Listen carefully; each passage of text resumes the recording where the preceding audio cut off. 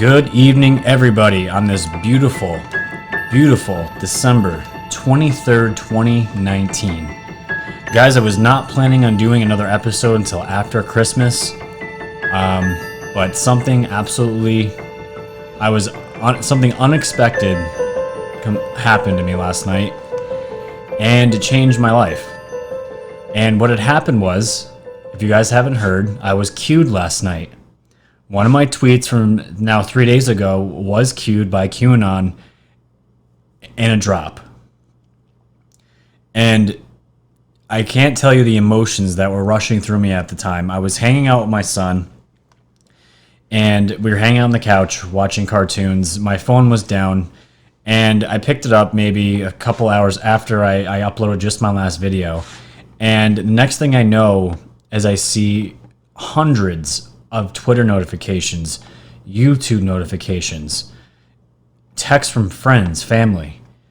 And I'm like, what the heck is going on here, right? And I look at my phone and I see the Q drop, which was right here. A Q drop I'm never going to forget. 3740. And its former NSA director is cooperating with probe of Trump-Russia investigation. And here is my Twitter handle. Guys, I just started doing this a little over 6-7 months ago. I got red pilled in the beginning of the year. I was a nobody. You have to remember this. I was a nobody. Just a normal, regular dude that just heard a message and wanted to help the cause. So I got cu'd, and it completely just overwhelmed me. For about 2 or 3 hours, I was in complete disbelief. I thought it was maybe another account. This couldn't be right. And then I almost started crying, to be completely honest. I'm still kind of in disbelief now. But I got cu'd last night. And it just validates everything. To all the new followers and subscribers, thank you for coming here. This was what has happened to my podcast and YouTube channel was something I was not expecting to happen so quick. And the universe has completely provided for me. And I just could not be more grateful for everything that has happened to me and everybody that's here now. So we're going to get into all this. We're going to talk about Admiral Rogers real quick because I feel like nobody's talking about him. And I just want to get into this real quick. So what we're going to do to all the new followers, thank you for subscribing. If you haven't subscribed yet and this is your first time on the YouTube channel, subscribe on the channel right here. Hit the like, share button, tell your friends and family, support independent media because we are the future. We are the future of the news. We are the news now, as Q says, right?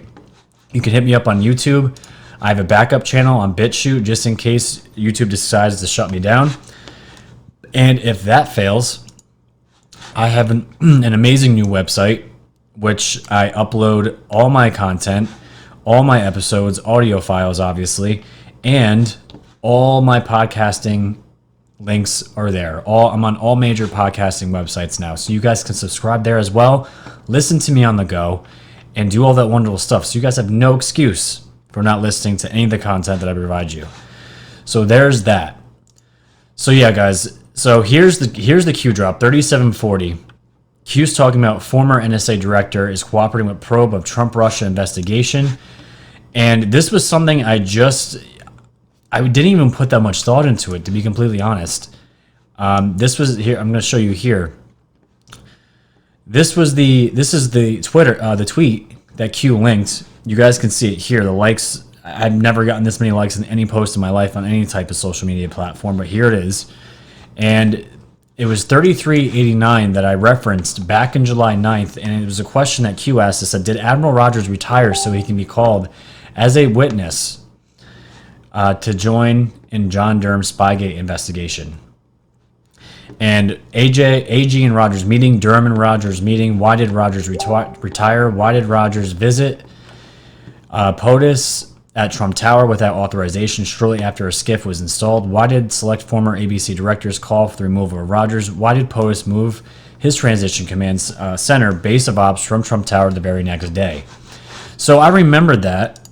I posted it, and I thought it was like, this is a Q proof right here. This was Q posted this back in July, on July 9th, and this was the article. just 3 days ago, December 20th. This is when the same day that I posted this tweet. Former NSA director is cooperating with probe of Trump-Russia investigation. Boom. Right there. And there's hundreds of Q proofs, guys. Hundreds. But this is just the latest one that I just, I just posted. I did a hashtag QAnon, and the next thing I know, guys, here we are.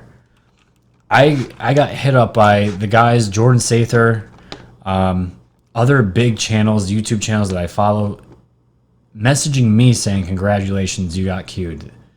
Like, it's complete validation for what I'm doing here. And it just gives this channel so much more credibility now. How many people can say they've been cu'd? And it's just, I'm going to probably get this drop framed and put in my studio. It's amazing. And not only that, it was linked with a tweet from Donald Trump here. And you can see it says the Democrats and crooked Hillary paid for and provided a fake dossier with phony information gotten from foreign sources, pushed it to the corrupt media, and dirty cops have now been caught. They spied on my campaign. They try to cover up just like Watergate, but bigger. I was mentioned in the same drop as Donald Trump's tweet that was involved in the same drop as well. So I won't ever have proof of it. Maybe one day I will, but there's probably a very good chance that the president saw my tweet. And it just blows my mind, guys. Absolutely blows my mind. So I just want to say before we dig into the Admiral Rogers stuff, thank you for this is going to be a quick episode, and I apologize.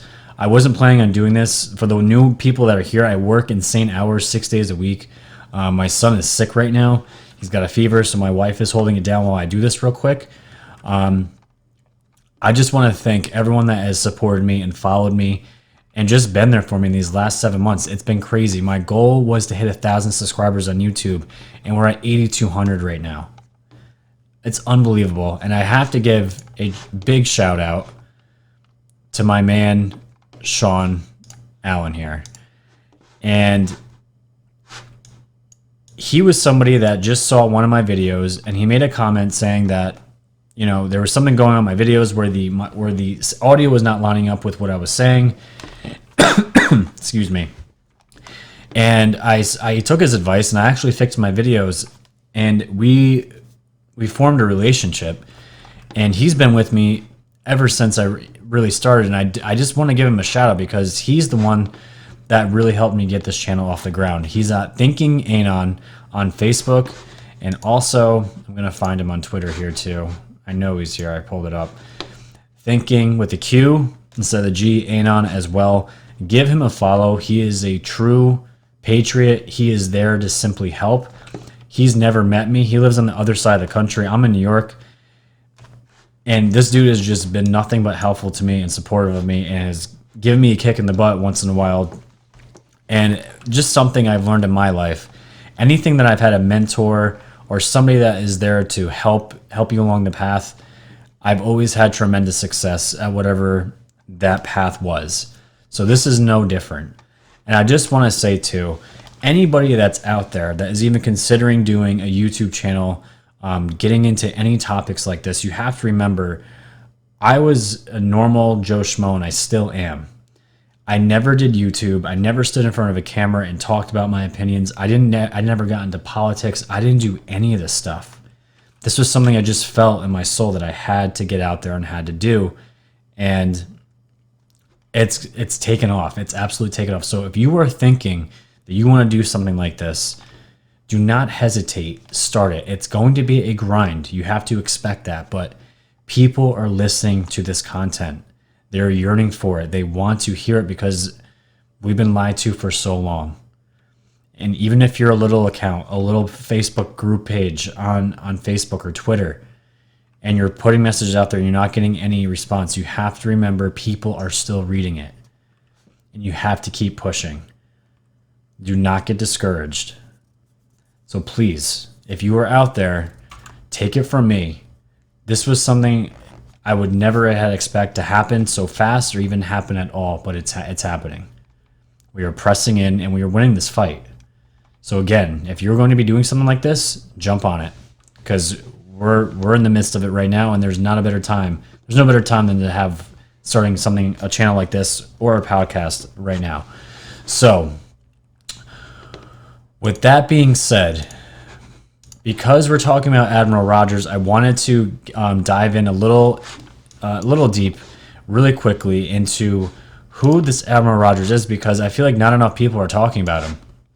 So let's just go into his history. So in 1980s, Rogers received his commission through the Naval Reserve Officers Training Corps program and has served in the United States Navy since graduating from Auburn University in 81.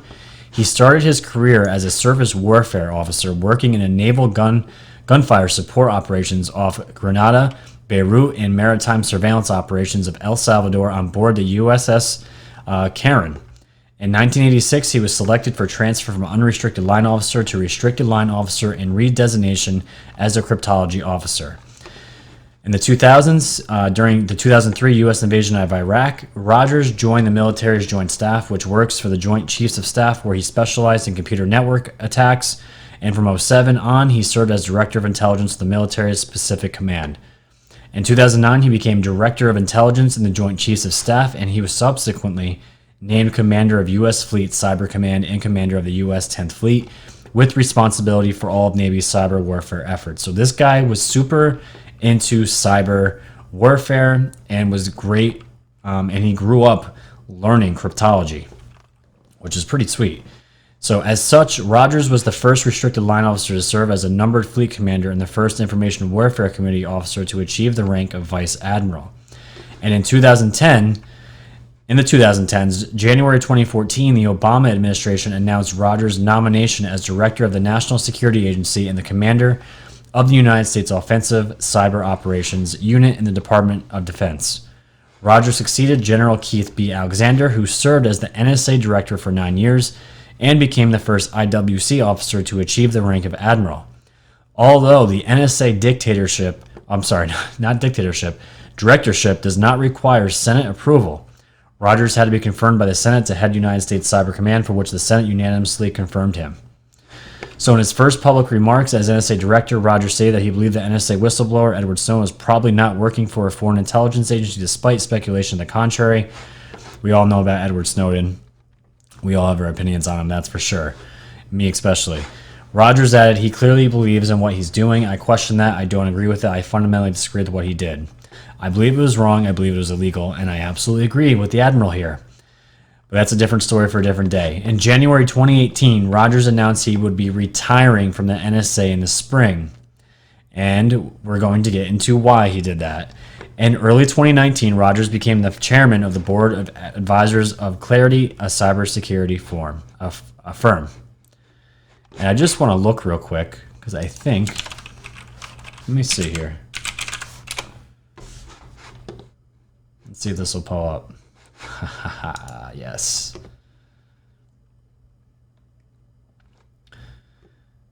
Yep. Okay, so I'll pull that up in a little bit later here. All right. So yes, we have Admiral Rogers retiring in 2018. But why did Rogers retire? Well, let's go into it real quick. What did Q say? This is the drop I just posted. Did Admiral Rogers retire so he could be called as a witness in John Durham's Spygate investigation? And the answer is yes, because again, from the tweet that I posted, former NSA director is cooperating with probe of Trump-Russia investigation. This was the man that is spilling the beans on Obama right now, to Durham. And I know everyone's freaking out still. The FISA came. It's still here. It destroyed the FBI. It's opening up a ton of people's eyes, but people, of course, are still screaming for arrests. We want indictments, indictments, indictments. Durham's investigation is what's going to bring those criminal indictments. It wasn't FISA. People have to realize that. FISA is the start. And that is what Q said here. Do people really think this can happen with no consequences? FISA equals start. Nobody is above the law. Not anymore. And what a badass drop to be involved in. This is going to be something I'm going to be sharing with my kids and my grandkids when they get older, saying that their father, grandpa, poppy, papa, whatever they want to call me, I'm in a Q drop. And that is forever cemented in history. And it's absolutely amazing. But remember what they said, FISA equals start. So this is just the beginning. This plan is way too massive. And you guys got to remember, the deep state, they've been in control for centuries. It doesn't take it takes more than a few years to bring an entity as big as they are and as many people as there are bring them down permanently. You have to trust the plan. That's what we're all here for. So this is an article from the Navy. Just goes into more of what Admiral Michael Rogers did. He was big into cryptology, and he got into cyber warfare. And then he became the U.S. Cyber Command and Director, and ultimately became the NSA Director, under the Obama administration. But the real part of what I want to get into is I want people to realize that everyone talks about General Flynn, and General Flynn is an American hero. He is going to be vindicated, and it's just a matter of time. But I believe Admiral Mike Rogers is at that same level of American hero, and I'm saying that because he is the one that caught on to the FISA abuse and realized that Trump was being spied on, along with other people in his campaign. And I want people to remember, too, the surveillance that was going on didn't start after Trump became president. There was surveillance going on way before that. And that's still being revealed, and those details are still yet to come out. But let's just take a look at what Rogers did here. So this is from redstate.com. It's labeled Unsung Hero, Admiral Mike Rogers, Obama's NSA chief, discovered Administration 702, illegal spying operation, and briefed Trump about surveillance of Trump Tower. I once posted about an Obama administration official who actually had integrity, a man who noticed that something was amiss and acted. It was this man who traveled to Trump Tower on November 17th, 2016, to brief then President-elect Donald Trump that communications from the building were being tapped. He did not notify his superior, then Director of National Intelligence James Clapper, beforehand. This man's name is Mike Rogers. He served as the head of the NSA. A couple of years earlier, Rogers discovered that American citizens were being spied upon and drew attention to the abuse of Section 702 of the FISA Act by the Obama administration. According to former U.S. Attorney Joe Geneva, Section 702 allows the government to essentially weaponize the NSA's ability to collect data and surveil private U.S. citizens. In light of I.G. Horowitz's report, this man's story becomes even more relevant. So on that same day, the Trump transition team abruptly announced they were leaving Trump Tower and moving their operations to Trump National Golf Club in Bedminster, New Jersey. 2 days later, the Washington Post reported that James Clapper and Defense Secretary Ash Carter had recommended the removal of Mike Rogers from the NSA position. So what we're seeing here, guys, remember, I don't know if you guys remember the Q drops. This one's really early. People were asking, well, who got inside Trump Tower? Supposedly there was a fire, and that was used as a distraction, and whoever these actors were, these deep state actors, probably CIA, FBI, whoever it was, they used that as a means of getting into the building somehow and tapping and wiring Trump Tower. And wouldn't you know it, 2 days later, James Clapper and Ash Carter recommended the removal of Mike Rogers. This Admiral Rogers here was in a race with the deep state to let Trump know and let others know that it wasn't just Trump, it was other people being spied. They were being spied on by our own country. Completely illegal. And Obama had known everything. He knew everything that was going on. So Rogers wasn't relieved of his position, but Rogers announced his retirement on January 5th, 2018, after heading the National Security Agency for nearly 4 years, and now we know why. Rogers had to retire so he can testify and give whatever information to whoever needs it that's going to help to Mr. Durham here. Look at that face. That beard, he just looks like the law. He looks like a man you don't want to mess with. So as the article continues, it says, Rogers, discovered the illegal spying. He went personally to the FISA court and briefed the chief judge, and worked with her for months to uncover the people who did it. The FISA court has already told the Justice Department who lied to the court, and that has been given to the Attorney General, Bill Barr, already. For more than 4 years before the election of Donald Trump, there was an illegal spying operation going on by FBI private contractors, 4 of them, to steal personal information, electronic information about Americans, and to use it against the Republican Party. Patrick Toomey, an ACLU staff attorney in New York, told U.S. Today that Americans should be alarmed that the NSA was vacuuming up their emails and phone calls without a warrant. We all knew this was going on before. Snowden talked about this a lot, but again, I have my own opinions on Snowden. We all knew this was going on. The NSA claims it has rules to protect our privacy, but it turns out those rules are weak, full of loopholes, and violated again and again. Clearly, the potential for abuse under the 702 program is great. Dating back to 2012, the 702 program was used to spy on Americans, which is a violation of the Fourth Amendment. So Obama didn't matter. We're just going to break all of our laws, constitutional laws, to get information on political opponents. The same thing that Trump right now is being accused of with Joe Biden. And this whole impeachment scam is going on. It's an absolute joke. The Epic Times' Jeff Carlson wrote a detailed article about this entitled An American Hero and the Death of a FISA Narrative in January 2018. And from a recent episode of Dan Bongino's podcast, we learned that Trump campaign advisor George Papadopoulos had been spied upon even before he joined the campaign. He had been working with the Ben Carson campaign. This leads to the obvious question, was the FBI involved in surveilling the campaign members of Trump's rivals?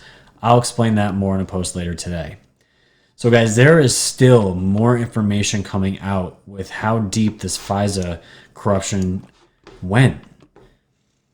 And Q even talks about Ted Cruz.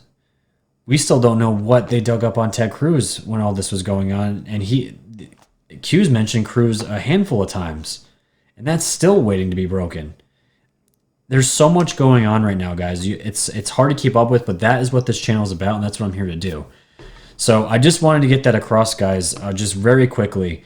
Mike Rogers is an American hero. He was trying to warn everybody, the ones that were being spied on, that this was going on. He warned the president, helped him tremendously, and he deserves this recognition. And again, because I got cued in relation to this, I also had to give him a shout out. Because this is going to be forever remembered. 3740 is going to be forever ingrained in my brain. So I just wanted to get that out there, guys. To all my new subscribers, new followers, thank you for joining me here.